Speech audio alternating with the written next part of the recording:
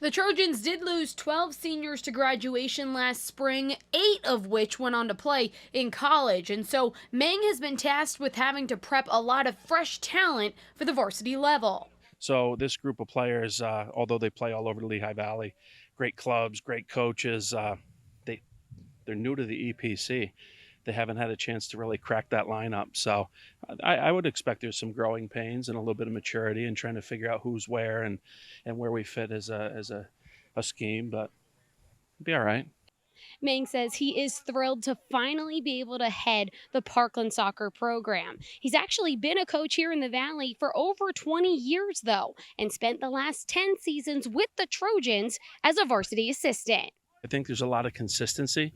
All the assistant coaches came back. We picked up 2 new coaches, and they're both excellent. So I think we can kind of maybe improve upon some of the shortcomings that we've had in the last couple of years. They were 19-4-1 last year. So, I mean, there's not a lot of things that you want to do different. It's not like you have to rebuild and maybe reload is the word, but there'll be a little bit of sprinkling of what we want to do to it. So, Coach Meng, we've had him for years. I think he's perfect for this head spot.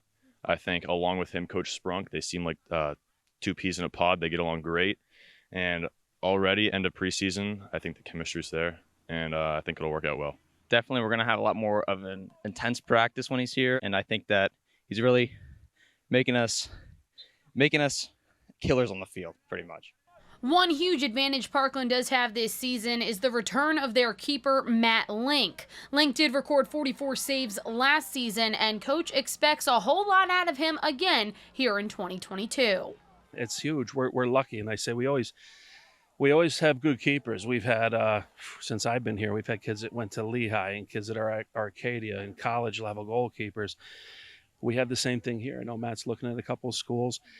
Zach Ironside is behind him. I know he's going to be looking at schools eventually. So we got to find some time for the 2 of them to play. But it's good to have Matt back.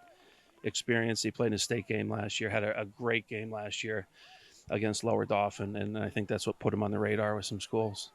In more recent history, the Trojans have struggled early on in their schedules, losing either their first or second game of the season. But Coach Meng is determined to prep his team for game speed and hopes it all pays off week 1 against Pocono Mountain East. For the Service Electric Network, I'm Courtney DuPont.